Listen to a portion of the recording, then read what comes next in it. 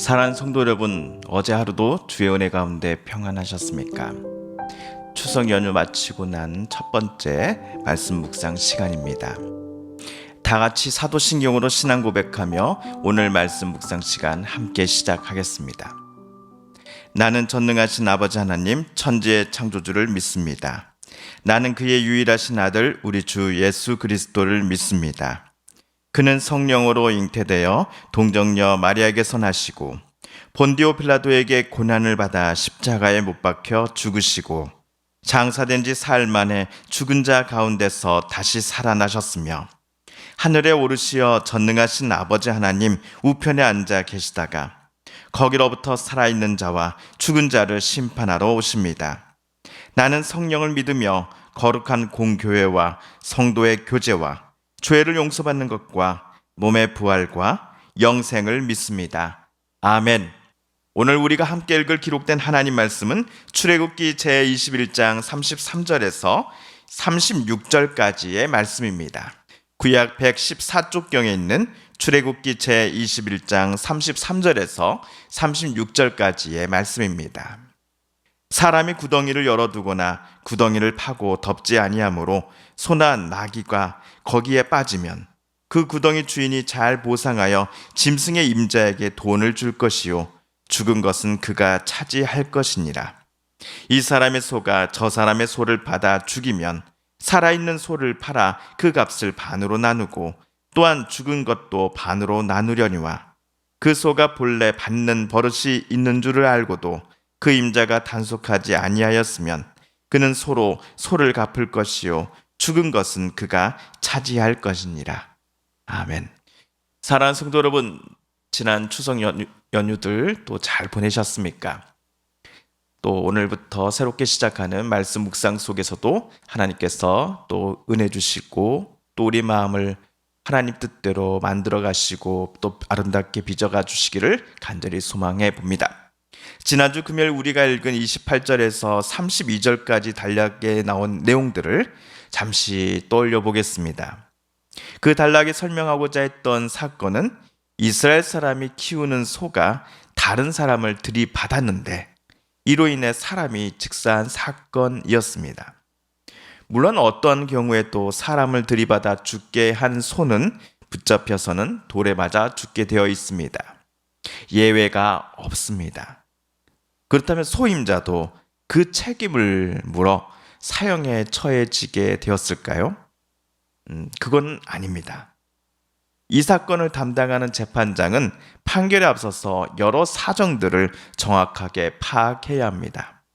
소를 키우는 사람이 고의가 있었는지의 여부, 소임자가 소 관리를 잘 해야 하는 책임을 가지고 있었음에도 불구하고 이러한 일들이 정말 일어난 것인가를 재판장은 꼼꼼히 확인해야 합니다.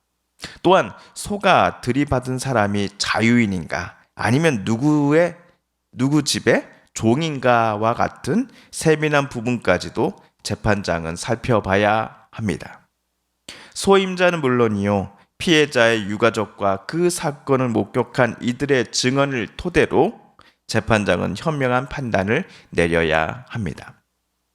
판결에 앞서서 재판장이 이러한 조사와 증언을 꼼꼼히 살펴봐야 하는 이유는 먼저 소임자에게 책임을 물어야 할 부분을 엄격히 묻기 위해서였습니다.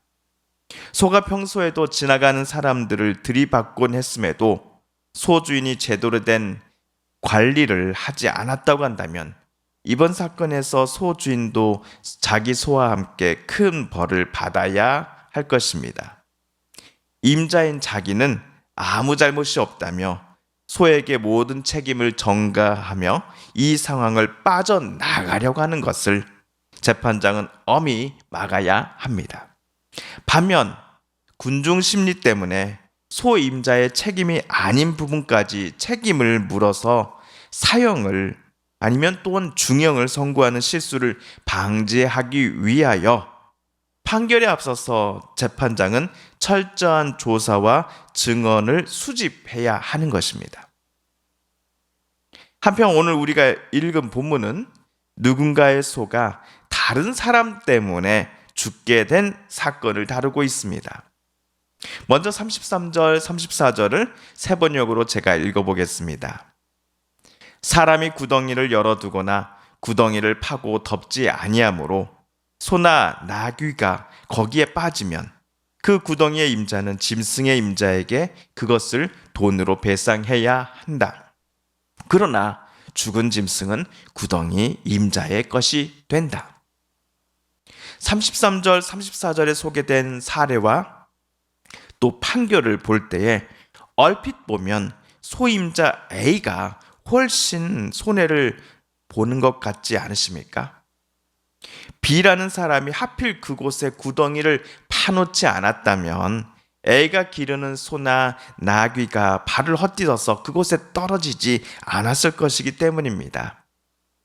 소가 구덩이 속으로 떨어지면서 생긴 큰 충격으로 결국 죽게 되었으니 당연히 구덩이를 파놓은 B라고 하는 사람의 책임이 100 중에 90, 못해도 80 정도 될 것 같다고 생각이 들지 않으십니까? 그런데 33절, 34절을 읽다 보면 어라? 이것은 90, 80%의 배상은커녕 거의 5대5 수준인 것 같은데 이러면 소를 잃은 A가 훨씬 더 손해를 보는 거 아닙니까? 라는 생각이 들 수밖에 없습니다. 자연스레 우리는 이런 판결은 정의롭지 못해. 재판장이 B를 편들어주고 있으니까 라고 생각할 수밖에 없지요. 그런데 만약 A가 키우는 소가 빠진 구덩이가 B가 소유한 땅이었다고 한다면 어떻게 될까요? A가 키우는 소가 빠진 구덩이가 사실은 B의 집 앞마당에 파놓은 그 땅 구덩이였다 한다면 우리는 어떤 판결을 내려야 할까요? 이러한 가정은 제가 맨 처음 생각해 놓은 가정은 아닙니다. 어떤 주석가가 제안해 보았던 내용 중에 하나였습니다. 그 주석가의 가정대로라면 당시 소임자는 자기 소를 제대로 관리하고 있지 않았던 것입니다. 다른 데로 가지 못하게 소임자가 자기 소를 줄로 단단히 자기 집 외양간에다가 묶어 놓았어야 했는데 그때 이 소가 B가 자기 집 마당에 파놓았던 그 구덩이에 가지고는 빠져버린 것입니다. 소임자 A 입장에서는 B에게 이렇게 말할 수 있을 것입니다. B, 당신이 파놓은 구덩이에 우리 소가 빠져서 죽었어요. 구덩이를 제대로 메꿔 놓지 않았으니 우리 소가 거기에 빠져버린 겁니다. 내 소가 죽은 것에 대해 모두 배상을 해주십시오. 하지만 B는 역으로 이렇게 따져 물을 수 있습니다. 물론 이번 일은 유감입니다. 하지만 A씨 내 소가 이번에도 내 땅에 마음대로 들어왔더군요. 사실 그 구덩이는 빗물을 담아놓고자 내가 내 집 앞마당에 파놓은 물 저장소였어요. 이처럼 행간에 숨겨진 소 주인 A씨 그리고 자기 집 마당에 구덩이를 파놓았던 B씨 사이의 대화 내용을 한번 상상해 보니 저는 무턱대고 B씨만을 비난할 수는 없었습니다. 아마도 우리 성도님들도 저와 비슷하게 심경이 변화되지 않으셨을까 싶습니다. 그래서 재판장도 B가 파놓은 구덩이에 빠져 죽은 소는 B가 갔대. 구덩이 임자 B가 갔대. 소를 이은 A씨에게는 돈으로 B씨가 보상해 줘야 한다라는 판결을 내놓게 된 것입니다. 그렇다면 35절, 36절은 어떤 내용일까요? 세 번역으로 다시 한번 읽어보겠습니다. 어떤 사람의 소가 그 이웃의 소를 받아서 죽게 하였을 경우에는 살아있는 소는 팔아서 그 돈을 나누어 가지고 죽은 소는 고기를 나누어 가진다. 그 소에게 받는 버릇이 있다는 것을 알면서도 그 임자가 단속하지 않았으면 그는 반드시 살아있는 소로 배상하고 자기는 죽은 소를 가져야 한다. 이번 경우는 CC의 소를 DC의 소가 뿔로 들이받았는데 그만 CC의 소가 현장에서 즉사한 사건입니다.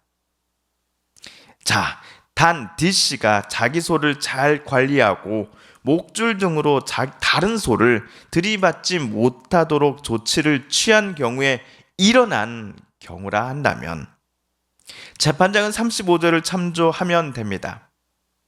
하지만 주인 D의 관리 소홀로 일어난 일이 분명하다 한다면 재판장은 36절로 찾아가 판결을 내리면 됩니다.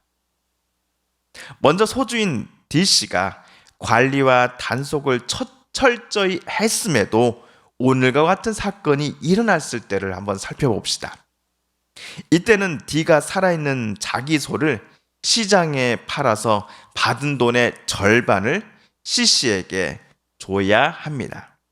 그렇다면 C씨의 죽은 소는 D씨가 모두 갖게 되는 겁니까? 그렇지 않습니다.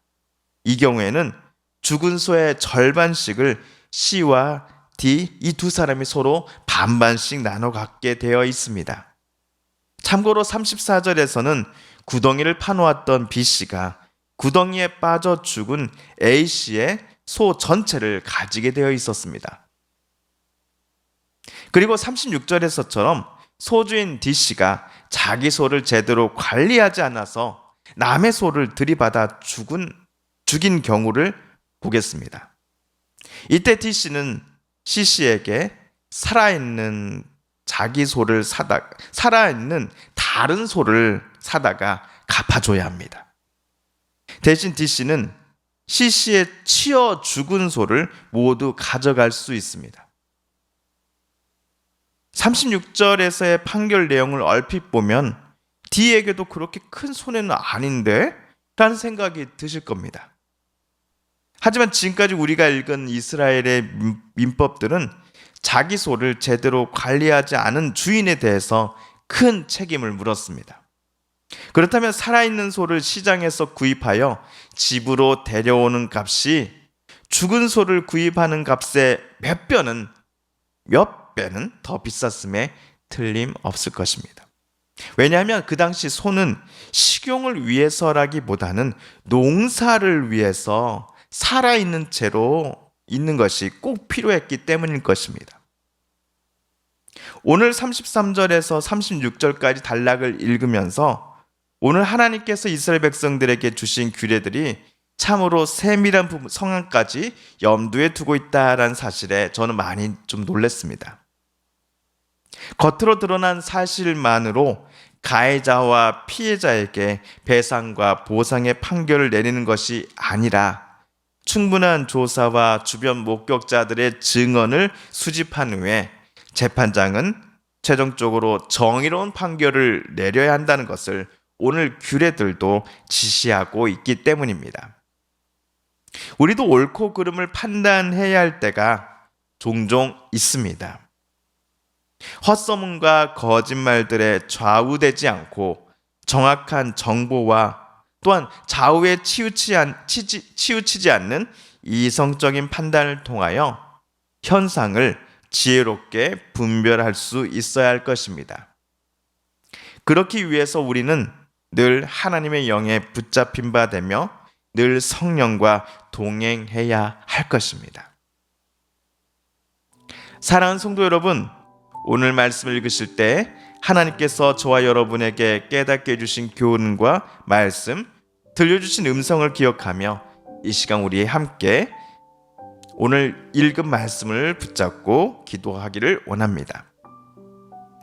우리 성도님들과 가족들 중에 하나님의 고쳐주심과 일으켜 세워주심, 또 치료하여 주심을 놓고 간절히 기도하는 분들이 계십니다.